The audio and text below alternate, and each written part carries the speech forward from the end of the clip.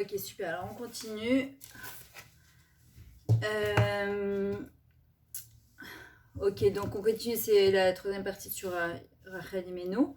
Comme on avait expliqué, donc si on a du mal de le faire de Père Nommé, on doit demander à Kadosh Baruch Hu, justement, ce qu'on appelle Arpaya, lâcher prise, Urpudu, qui est Anochi Hashem, ce qui est marqué dans les télim de David Ameller. Lâcher prise parce que c'est moi Kadosh Baruch Hu, c'est-à-dire que vous pouvez tenir les cordes encore très longtemps, mais sachez que au bout du compte, c'est moi qui fais tenir les ficelles de là-haut.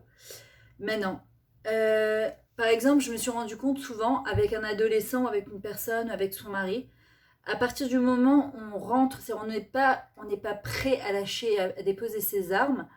Bah forcément, un, il tire sur l'autre non-stop, et en fin de compte, bah, on est dans une bataille. Et parfois, tu dis non, moi je veux pas me bagarrer, mais parfois, on a une autre manière de se bagarrer. Il y en a un qui va crier, l'autre qui va se taire. Mais je me tais pas complètement, c'est-à-dire je me tais, mais ma manière de me taire, c'est une manière aussi de me battre. Et en vrai, il faut savoir que quand je fais un vrai vitour de l'intérieur, que je comprends certaines choses, ben, ce qui se passe, c'est que je permets à l'autre en fait de faire Heshbon Nefesh. Je lui permets de se mettre face à lui-même. Avec un adolescent, pareil. Quand il vient, il commence à te répondre et tu commences à lui dire hey, tu me réponds pas comme ça, je suis ta mère, etc. En fait, on lui permet pas, en fait, alors que quand tu prends du recul, mais de manière pas comme une maman miskina qui repart comme ça, non, non. Kilou, mets-toi toi en face de toi-même. En fait, la personne, elle se sent mal parce qu'elle comprend qu'elle a abusé ou elle a dépassé certaines limites. Alors que quand je rentre comme dans une partie de ping-pong, tant que je renvoie la balle, et ben, l'autre, il va me la renvoyer. À un moment, il faut bien que quelqu'un dépose justement cette balle-là. On raconte sur Rachel Imenu qu'il y a un couple de Yerushalayim, apparemment qui est assez connu, c'est des Chassidim. Jusqu'à l'âge de 60 ans, la mère n'a pas réussi à tomber enceinte. Ils ont décidé, le couple, d'aller au Kever Rachel tous les jeudis et de finir le livre de Télim chacun de son côté, tous les jeudis pendant un an.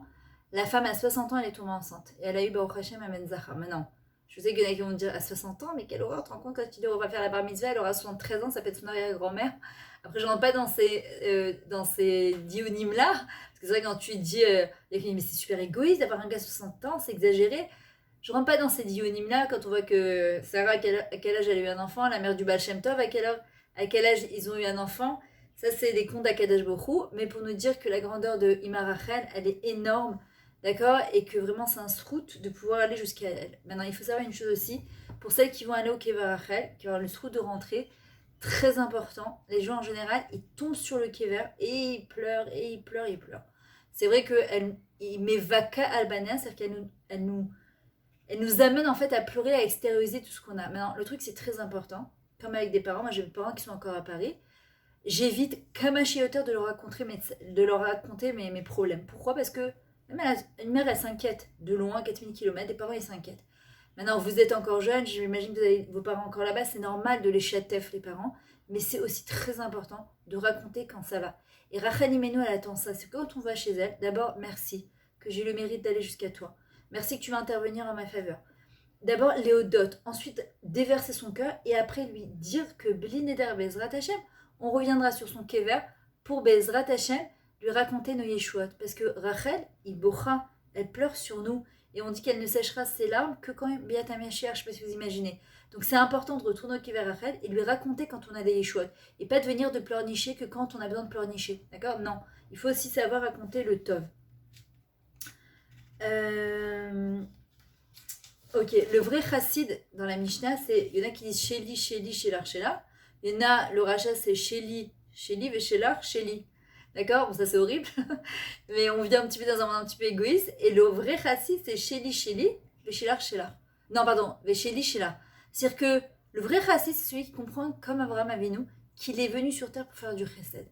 Il est venu sur terre pour donner. Et Rachel, ça, elle a compris. Elle a compris qu'elle était venue sur terre pour donner, pour partager. Elle n'était pas venue sur terre que pour garder que pour elle. Le Baal Shem Tov Akadosh, il disait, moi je sers Akadosh Baruch Hu, je le sers, même si j'aurais pas mon lamaba, mais j'aime tellement Hachem que je suis là que pour le servir.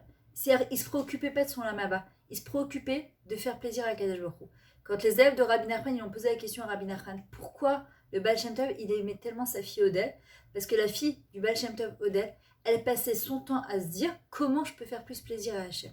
Nous, en général, Amalasat, on est des Bnadam, et quand on prie de manière un peu intéressée en disant à Hachem, comment toi tu peux m'apporter encore plus, comment tu peux me donner encore plus.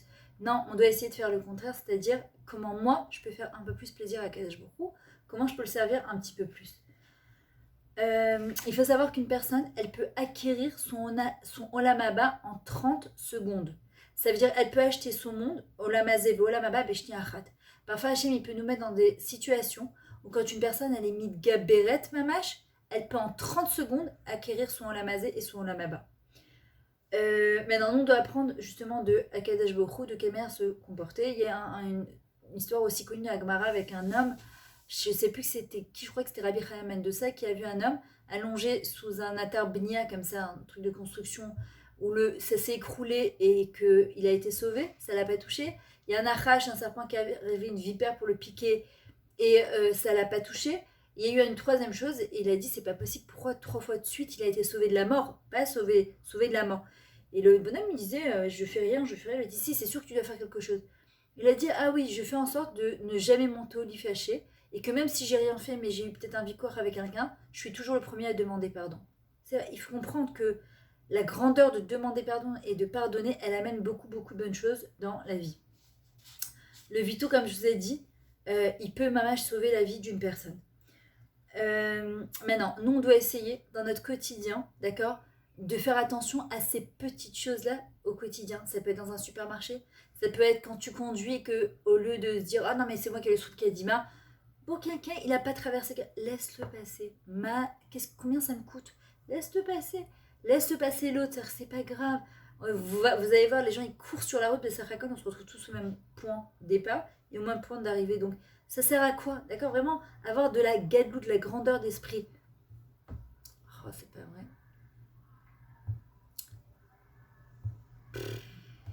Désolée, c'est ça encore avec l'histoire du Zoom.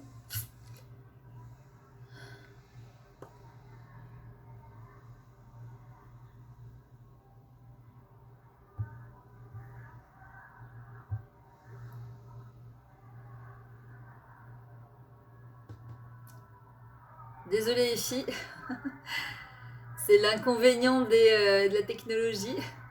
Je pensais que la vérité au Macron ils allaient me donner un zoomiski, mais bon, ils n'ont pas donné.